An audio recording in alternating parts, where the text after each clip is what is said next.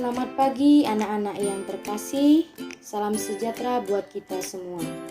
Nah, anak-anak, semoga anak-anak di rumah dalam keadaan sehat selalu dan masih tetap semangat dalam belajar. Anak-anak, hari ini kita akan melanjutkan pembelajaran bersama dengan Bu Nova. Kita masih di subtema 3, pekerjaan orang tuaku. Kita masuk pada pembelajaran 3 dan 4. Anak-anak, adapun tujuan pembelajaran kita hari ini, yang pertama, siswa mampu menyebutkan pentingnya pemanfaatan sampah sebagai upaya pelestarian sumber daya alam dalam kehidupan sehari-hari. Yang kedua, siswa mampu mengkomunikasikan contoh kegiatan pemanfaatan sampah sebagai upaya menjaga kelestarian alam dalam kehidupan sehari-hari. Yang ketiga, siswa mampu menilai pendapatnya secara terperinci. Yang keempat, siswa mampu mengidentifikasi unsur intrinsik dari cerita yang telah dibaca. Dan yang kelima, siswa mampu menghubungkan sikap tokoh dengan pengamalan sila ketiga Pancasila. Dan yang terakhir, siswa mampu menuliskan kegiatan yang bisa dilakukan dalam kehidupan sehari-hari yang sesuai dengan sila ketiga Pancasila. Nah, anak-anak, kita mulai pembelajaran kita. Nah, coba kamu perhatikan gambar berikut ini. Nah, gambar ini merupakan karya yang dihasilkan oleh pengrajin cenderamata. Ada tas, ada kotak pensil, ada keranjang, ada gantungan kunci. Nah, anak-anak, benda-benda di sekitar kita yang sudah tidak berfungsi atau tidak terpakai tentu akan menjadi barang bekas. Nah, selain itu, benda-benda di sekitar kita juga sudah digunakan akan menyisakan sampah. Nah, sampah tersebut dapat diolah oleh pengrajin dengan membuat produk-produk yang bisa digunakan. Nah, kamu coba perhatikan gambar berikut ini. Nah, gambar apa ini? Ya, ini gambar tempat tisu atau kotak tisu. Nah, gambar ini, kotak tisu ini terbuat dari benda-benda yang tidak terpakai lagi, yaitu kertas bekas. Nah, kertas bekas dapat diolah menjadi produk yang bisa kita gunakan. Nah, anak-anak, memanfaatkan barang-barang bekas menjadi sesuatu yang bernilai merupakan pekerjaan yang mulia. Di samping dapat mendatangkan uang, juga dapat menjaga lingkungan dari pencemaran yang berdampak buruk bagi kehidupan kita.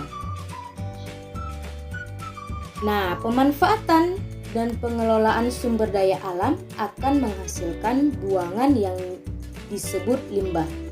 Nah, limbah merupakan sisa atau buangan yang dihasilkan baik dari kegiatan produksi maupun kegiatan rumah tangga yang dapat menyebabkan polusi atau pencemaran lingkungan. Nah, limbah ini terbagi menjadi dua. Ada limbah padat, ada limbah cair. Kalau limbah padat contohnya seperti plastik, botol, kaleng, kain, kaca, dan potongan kayu. Sedangkan limbah cair contohnya seperti air bekas cucian pakaian, air bekas mencuci beras, atau air limbah cair pabrik-pabrik yang ada di lingkungan kita. Nah, seorang pengrajin barang bekas mengolah barang-barang bekas atau sampah menjadi benda-benda yang bisa dijual dan menghasilkan uang. Selain itu, pekerjaan ini juga mengurangi tumpukan sampah yang ada di sekitar kita. Nah, barang-barang bekas dan sampah tadi dapat kita olah dengan cara 4R. 4R itu adalah reduce, reuse, recycle, dan replace. Nah, mari kita bahas satu persatu ya. Reduce itu adalah mengurangi penggunaan barang-barang yang menghasilkan sampah. Contohnya seperti apa? Menghindari pembelian air mineral kemasan, lalu mengurangi penggunaan kemasan barang, dan pilihlah produk dengan kemasan yang dapat didaur ulang. R yang kedua itu adalah reuse. Reuse ini adalah memakai kembali barang-barang yang telah digunakan. Contohnya, menggunakan kembali baju yang lama. Yang kedua, menggunakan barang bekas untuk pot bunga. Yang ketiga, menggunakan botol kaca bekas untuk penyimpanan minyak. Selanjutnya, R yang ketiga itu recycle. Recycle ini adalah mendaur ulang kembali barang-barang yang telah digunakan. Contohnya seperti gambar yang di sini, ya, membuat pajangan dari botol bekas, membuat tempat tisu dari kertas bekas seperti gambar yang sebelumnya tadi, lalu membuat tikar dari kemasan makanan, dan bisa membuat bunga dari plastik bekas.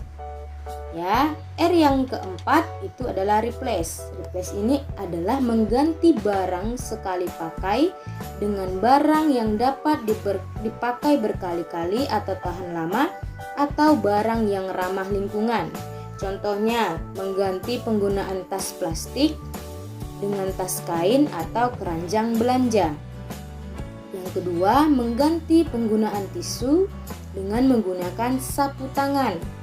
Nah, yang ketiga, mengganti pemakaian botol plastik kemasan dengan botol air minum. Itu adalah cara untuk mengolah sampah menjadi barang yang berguna dan bisa kita pakai. Nah, anak-anak, apakah kalian masih ingat tentang cerita tupai dan ikan gabus? Nah, pada pembelajaran sebelumnya anak-anak telah membaca cerita tupai dan ikan gabus. Anak-anak sudah mencari unsur-unsur yang terdapat dalam cerita tersebut, memberikan komentar. Nah, anak-anak, ternyata dari cerita itu banyak hal-hal baik yang dapat kita tiru di dalam kehidupan kita sehari-hari. Nah, selanjutnya kita akan belajar kembali membahas unsur intrinsik cerita. Kemarin sudah belajar. Nah, tokoh, latar itu termasuk unsur intrinsik. Apa itu unsur intrinsik? Nah, unsur intrinsik adalah unsur yang membangun cerita dari dalam atau unsur yang terdapat di dalam sebuah cerita.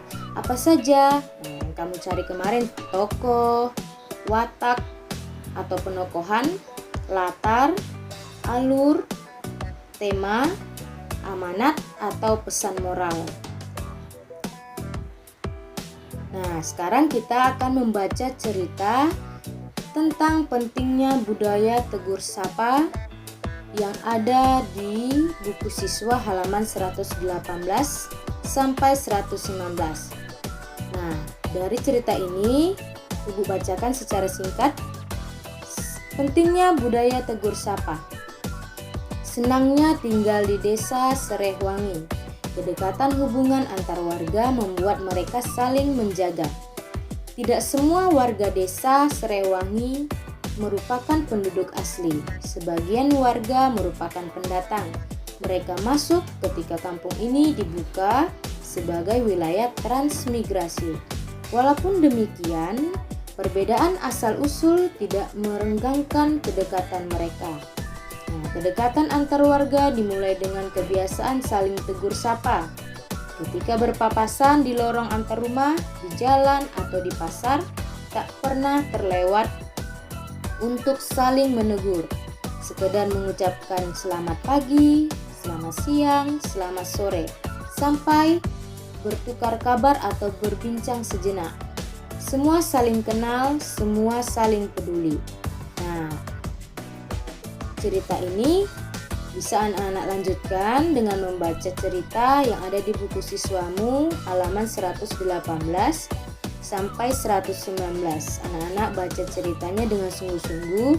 Kemudian anak-anak menentukan atau mencari unsur intrinsik tadi yang kita sudah pelajari dari cerita tersebut. Yaitu kamu buat dalam bentuk peta pikiran yang memuat judul tokohnya, lalu sifat tokoh, lalu tempat atau latar, lalu awal cerita, akhir cerita itu alur, lalu pesan moral, ya. Nah, cerita tadi memberikan pelajaran kepada kita mengenai kebiasaan baik yang harus dikembangkan dalam kehidupan bermasyarakat. Warga desa Serehwangi itu terbiasa untuk saling menyapa antar sesama warganya setiap kali berpapasan. Nah, itu termasuk hal baik yang bisa kita tiru atau kita bisa lakukan di dalam kehidupan kita sehari-hari. Nah, selain itu, warga desa Serehwangi juga tidak segan untuk saling membantu sesama warganya yang membutuhkan bantuan. Ya, mengapa kita harus saling membantu? Nah, apa yang dilakukan oleh Pak Tulus dan warga desa Serehwangi adalah bentuk pengamalan sila ketiga Pancasila. Nah, tadi kita kenapa harus saling membantu? Karena pada dasarnya manusia adalah makhluk sosial. Sebagai makhluk sosial, manusia selalu membutuhkan orang lain untuk memenuhi kebutuhan hidupnya.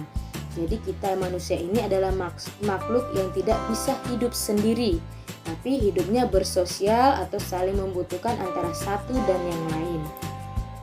Nah, dari teks tadi itu tokohnya telah melakukan pengamalan sila ketiga. Itu kemarin anak-anak sudah belajar sila ketiga dan simbolnya. Nah, sekarang sikap-sikapnya.